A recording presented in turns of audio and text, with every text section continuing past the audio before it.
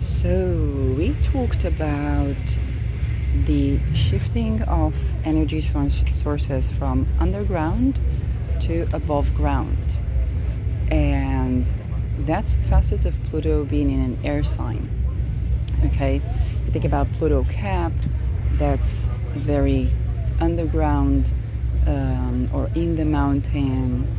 Think about the bunkers or bombs that are within mountains or underground,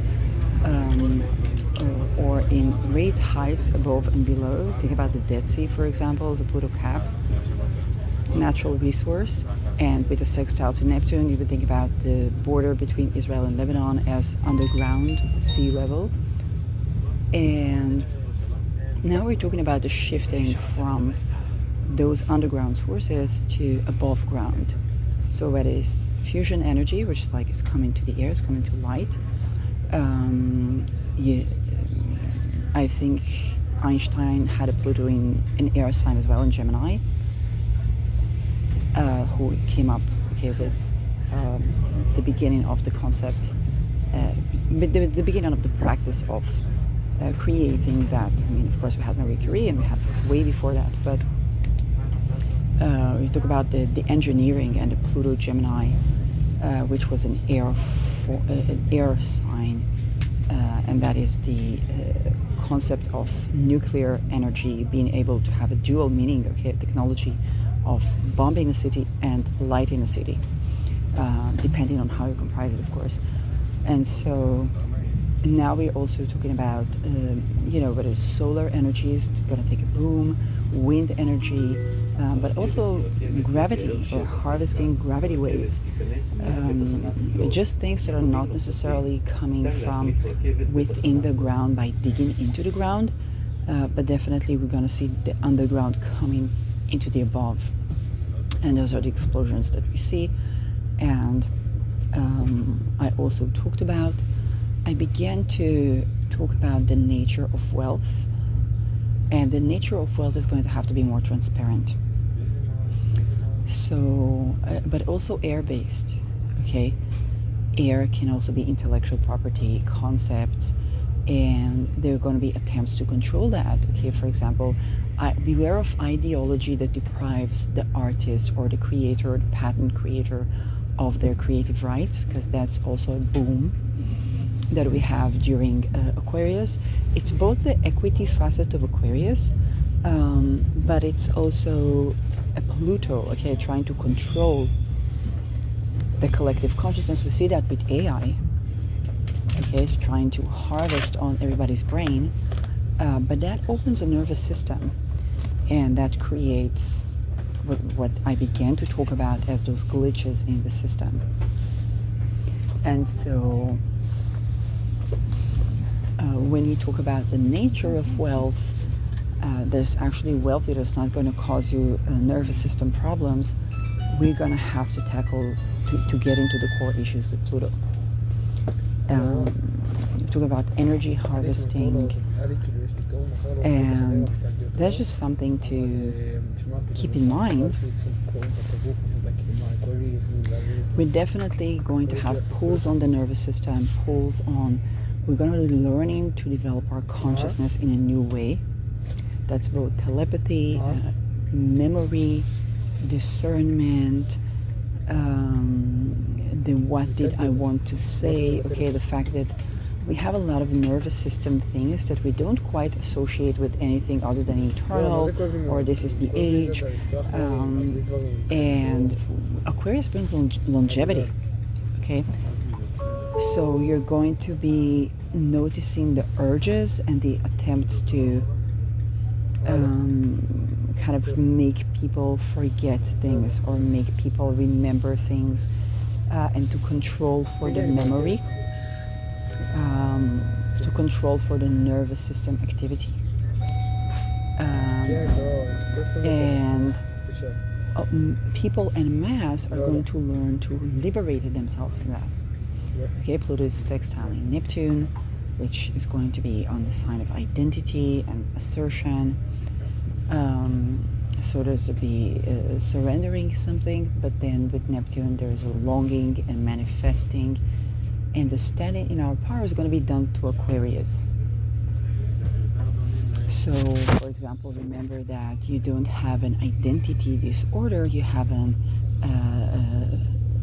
torturing or attempting to get at your nervous system through controlling methods where you can, by understanding that, begin to activate areas in your consciousness or your brain, and then begin to resolve, which is taking your power back through the Aquarian, through knowing the sciences, through being aware, through practicing the nervous system, and then retrieving identity parts, retrieving memories, and retrieving the self.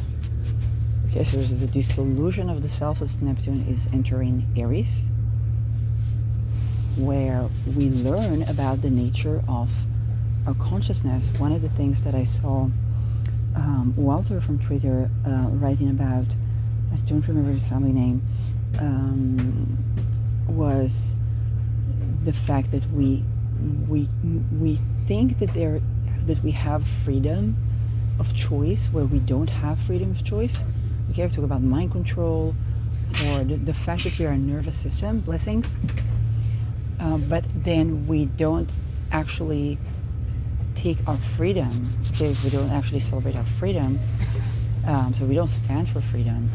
And so when you think that you are the owner of the decision and you don't have discernment, who is the owner of the decision? What shapes the decision? One good thing to remember is the day and night charts. Okay, you have a day chart. Jupiter is going to be your stronger planet, depending on how it's aspected, and Saturn is going to be your team malefic. So you have resilience through optimism and power of choice, whereas it's Venus and Mars, you have self-value and self-honoring, okay, and taking action when something violates your values. So think about Jupiter, Saturn as withstanding tremendous conditions, having dedication, perseverance through time, optimism, and eventually reaching results and achievements that stand the test of time. Whereas you think about Venus and Mars as self-love and honoring that brings in a change in the environment, or think about Mars as the assertion of the self or defending your values. Okay, Venus is at home in Taurus, which is a fixed earth sign, so defending your values. In Libra, which is a cardinal air sign, so think about the beginning of the shifting of the balance that brings a new value, a new set of values, new value equilibrium, and then defending that, but also changing those values with activism for these values. And you think about she's exalting in Pisces, where she can just relax and surrender to be blending in with the waters, but there's some Mars to protect her. If somebody takes advantage of this malleability, there are going to be some severe action, okay? So Mars will change, engineer, transform the environment. Mars will break the structure if needed be, okay? This is why it exalts in Capricorn, right? It is at home in Aries, where it would fight to fend itself, but also pave the path. It is at home in Scorpio, where it goes through tremendous transformation, and the action-oriented becomes a self-action, of transformative action of the self and the other, psychologically. And then it exalts in Capricorn, where it takes action for extended duration of time and kind of like slow and steady that wins the race, okay? But also has endurance. And so you think about both malefics having, I wouldn't say a pleasure point, but definitely a sort of an exaltation point in each other's signs. So Saturn is very strong in Scorpio, okay?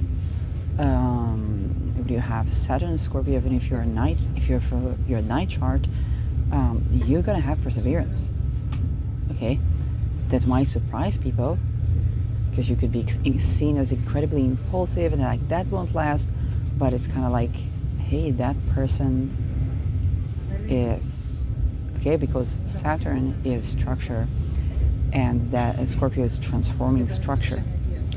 And so the ability to transform something that is very, very orderly and is there a long time takes persistence and change from the core, which is very Scorpionic. Okay, whereas the other take on that is that Mars exalts in Capricorn, which is the other malefic. So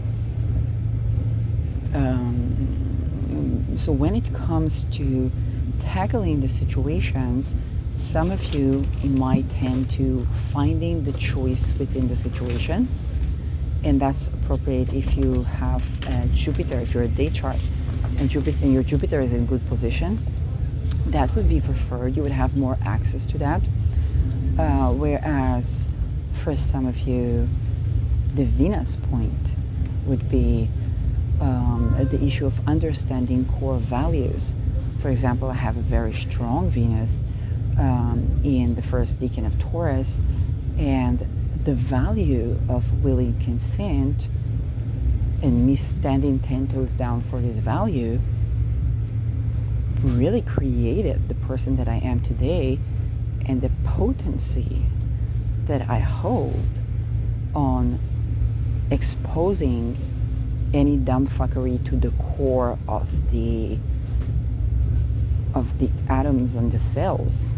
Okay, because like if it has the value of willing consent violated there, I can tell you from the moves of the nature to your nervous system, to the politics, to the medicine, to the structure, to the masonry, what's going on, simply because I stand to the value of willing consent. Okay, but when that value is violated, you run into my giant Mars that holds on Pluto and Saturn in Scorpio retrograde. I'm not the one to start something, and I'm even not the one to easily respond. Like, it would take a Scorpio depth for me to do something about that, because I wouldn't take my Mars out in every situation, right? But that's a Mars that, you know, it does what it does because it's here to do what it does, okay? And you can see how it's not about power of choice. Anybody who comes at me with power of choice where it's a situation of informed consent and willing consent, you know, I would need to hear the explanation first before even approaching me, because the gut reaction is, all right, you're gonna, like, who are the people, what are the situations in which you have done what you're doing right now, how many casualties, how many trafficked children, how many trafficked people, what effect on the government, that, like, it's going there, it is going down. So I would be the first to notice when that power of choice has been abused. Okay. That being said, that leaves a situation where it's genuinely about the power of choice. I'll take the opportunity because I already have done the work of informed consent and willing consent. So if an opportunity to choose something presents itself, I'm going to make that choice. And that stands to my values. Okay? And, but if you're a Jupiterian person, and let's say you have, for example, if I take Eliza versus me. So Eliza's been espionage in the USSR, and then managed to liberate herself from the situation. And I don't know her chart, but she talks about the fact that it is the power of choice that helps her through this situation. And so you see, not same situation, but it's kind of like, for her it was Jupiterian, and for me it was Venusian. It's like standing 10 toes down, willing consent, exposing a dumb fuckery. And for her, the power of choice is I can think that something bad will happen to me all the time, or I can choose to live my life and recover and live out my dreams. And so that is the power of the optimism of Jupiter, that brings in from almost nothing a sense of expansion. So the fact that Saturn is the team player is the ability to find expansion in situations that seem very constrictive, and creating expansion within a certain structure, expansion of spirituality, expansion of the consciousness, but also of optimism and of gratitude as a way to not only prevail over certain situations. It's not even about prevailing, but about, hey, I want to live my life, okay? I want to live, and I want to live good, and I'm not going to let these restrictions hold me back to finding opportunities and taking advantage of those.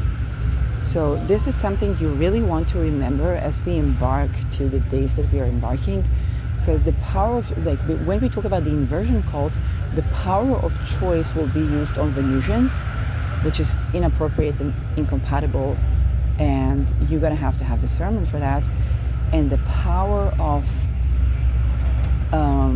values is going to also be inverted, where you're going to be expected to turn your values, to transform your values around where it's not appropriate or it's not right, okay? For example, one of the discussions on marginalized society and willing consent is like, hey, it's a privilege that but it's like, hey, but if you hold that value and hold that standard, this is the way out of those situations. And for people that don't have access to this value, if they're Venusian, then they would need the access to the resources that allow for the nervous system to calm down and for the self to be able to exist in the body, can reconnect with pleasure, express itself. So for example, the way of healing from sexual boundary violation, if you're Venusian, is to express yourself, not to push yourself on expression, express yourself on your own time, but definitely to express yourself, and very likely publicly, because there usually are outer planets involved. Whereas for the Jupiterian, that would be maybe power of choice, but then talking about the structure or talking about providing a teaching, it can be appropriate as well. Of course, we have the 9th house with Venus. That would be a teaching or a self-love teaching, like Teal Swan. I don't remember her chart, but that's like, how do you practically love yourself? Was a great thing that she provided that nobody did in that content, in that level of visibility at the time. I know she was accused of plagiarism, but she was also escaping a Mormon cult and human trafficking, so I guess that she needed to make an income some way. That's not raping her soul. Seems legit. Plagiarism is not legit, but if you have to pick your crime, then I guess that's better than to traffic other women, for example. And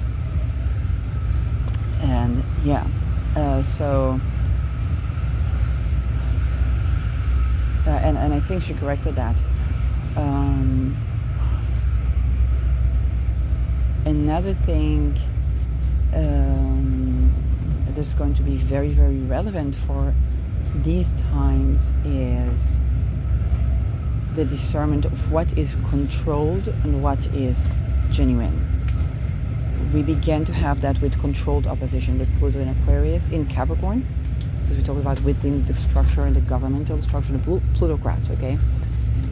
But we are expanding on that when it comes to your dreams, your urges, your choices that you make, okay? Even if you're a Jupiterian. And again, the Venusian will have a different way to go about it, and the Jupiterian will have a different way to go about it. Respect for different Marses, okay? So there's gotta be, you think about a healthy relationship, there's a place for the ways of both people. And this is why, for example, Mars square Mars is a problem in a relationship, because you're gonna be in constant, penis fight. It is very, whereas good relations between the Marses means that your ways harmonize. So in a healthy, thriving, happy relationship, there's a place for the Marses. When you think about the world at large and the structures, they need to allow for sovereignty, so they need to allow for the various ways of various people. If you have to adapt your way to the place, this is an oppressive place. Now the Jupiterian won't see that so quickly because they are Saturn-Jupiter oriented. Okay? And but the Venusian would see that. And that is one of the things that are really important, because if you think about Venus as being a sensual pleasure and Mars as being the way of, okay, so that has to be compatibility, right? Mars is also the penis, so there has to be compatibility there. And it's not about, technically, like how do you have the positions and so on, but it is about understanding that for the energy to flow, that has to be okay. Otherwise, you're in a spiritual war, which is rape. Okay, for the Venusian, that means their Mars is activated, and depending on which Mars you're dealing with, if you think that that person has no place to express their aggression, their boundaries, their way, you're in for, okay? And so this is how the Jupiter-Saturn would be more like, okay, there are hard conditions, I'm going to pick my battles. The Martian, if you think about picking your battles, is a very Jupiter-Saturn. Okay, there's a restriction, I'm not going to do everything, strategizing and so on. But you think about the Venus-Mars, it's not even a question. None of these, when it comes to the values, there's actual values that you can't compromise, it's not even a question. Okay, so you're going to run into a problem whenever that value, okay, is respected. And so what Mars is going to do is to find a strategy to change the situation. Let's think about the Esther Perel and Saturn Taurus. It was like, oh, there is cheating. Okay, why is there cheating? If monogamy is important to you, what are the things you need to compensate for? So you think about your Uranus transits, you think about the fact that you don't know your values and they can change, and then a relationship can change. You think about budgeting for your Ferrari in your 40s. You think about all these things, and you think about sexual boundary violation as something that causes these things, even for the sex espionage and the sex trafficking. But even on if a person managed to escape that, that causes anomalies in the ability to have self-trust, to focus on the sensuality, and so on. So Mars is about strategizing, and the Venusian would solve it. It's like, okay, the person needs their own soil, their own land, their own sensual experiences, to be able to be in their own body, their own self-pleasure, and so on and so forth, and sexual sovereignty. Okay, because if they don't have that, they can't provide for that value. Okay, if they don't have themselves, Mars, Aries self, they can't stand to values, Venus, because they don't even have the self to defend for themselves and their values. So that is how that one would solve it, whereas the Saturn Jupiter would be more like a belief about karma, about this, about that, about debt, about or spiritual evolution, about opportunities, about optimism within strife. With the Venusian, it's like, okay, where were violation of my boundaries? Violation is a very Martian word. okay, what was violation of my boundaries? How do I restore my own boundaries so that I can respect boundaries? Okay, that is how you address these things. And with your venupiter per se, I think it's as important discussion to have, because everybody, if somebody say, oh, I've been through sexual boundary violation, okay, everybody like, oh my God, I really hope you heal, I really hope it is, because you don't judge what they wore or something, thinking clothed Venusian, right? But nobody thinks about what a person suddenly stealing food. Why? Because if they asked for it, they would try to molest them. Okay? The person is breaking into houses. Why? Because if they try to rent a place, they would try to molest them and to traffic them.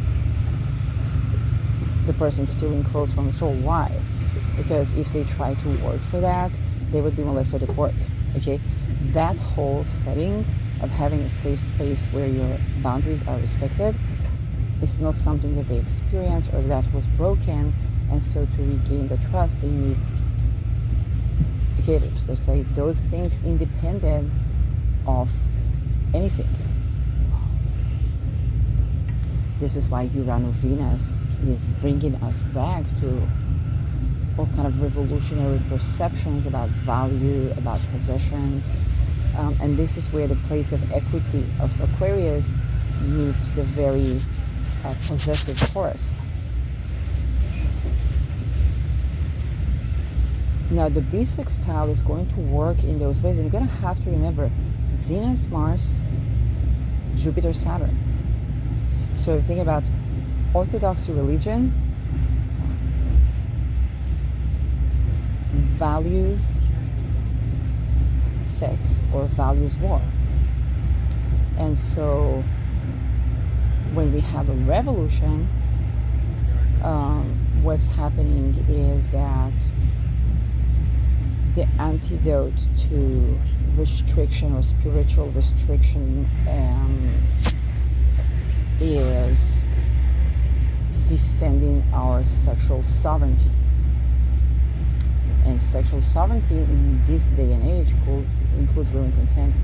And so you think about this Afghanistan type of a situation, and you think about bombing the natural resources of oil and gas, Mars, to deprive anybody from wanting to even conquer Afghanistan.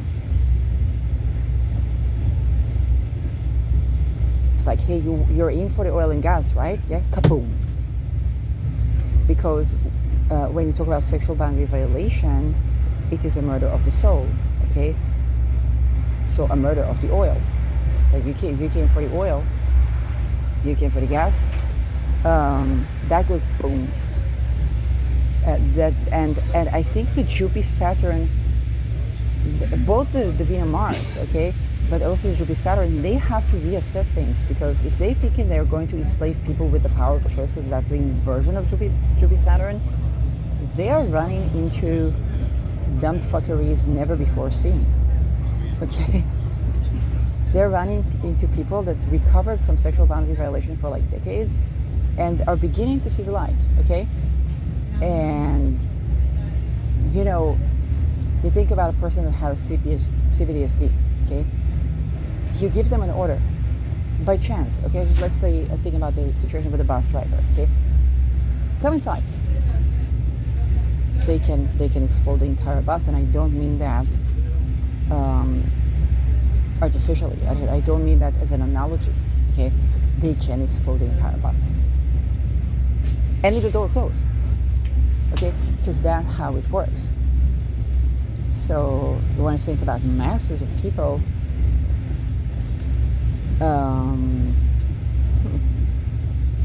You gotta begin to think not about like murder or something like that. It's like, hey, you came for the oil, you came for the gas. That's in the ground, isn't it? Right where the children are, right?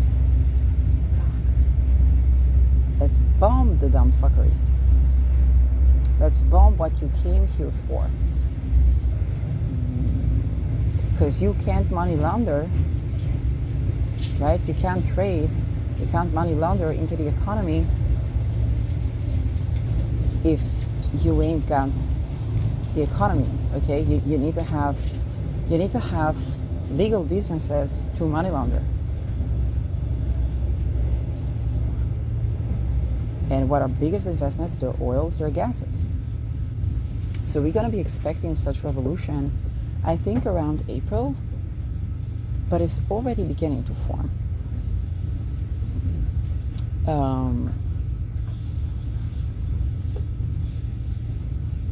And so think about how these people would get to the oil, to the gases, to the this, to the that.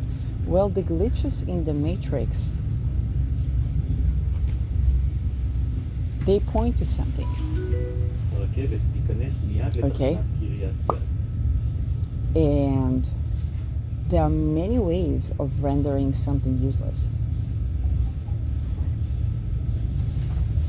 It's like, hey, if you're going to take people and traffic them, you're basically rendering their life useless. Their soul is inside the body, but outside the body, and it's like you're ready. It's like, now you came there to have something that's not inverted. Okay, if you think about oil and gas, if you want the actual wealth, right? So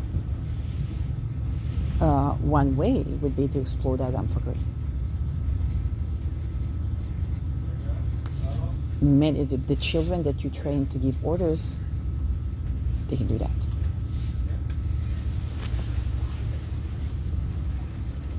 And the more control people try to bring, Uranus has a, you set intention. You set intention, you release the boom. You know, you think about the suicide bombers, kamikaze, okay? Okay, if you think about, oh, you come to capture, so the people already know you come to capture them, they're exploders like, give me a hug. Okay? Oh, I wanted to talk about that.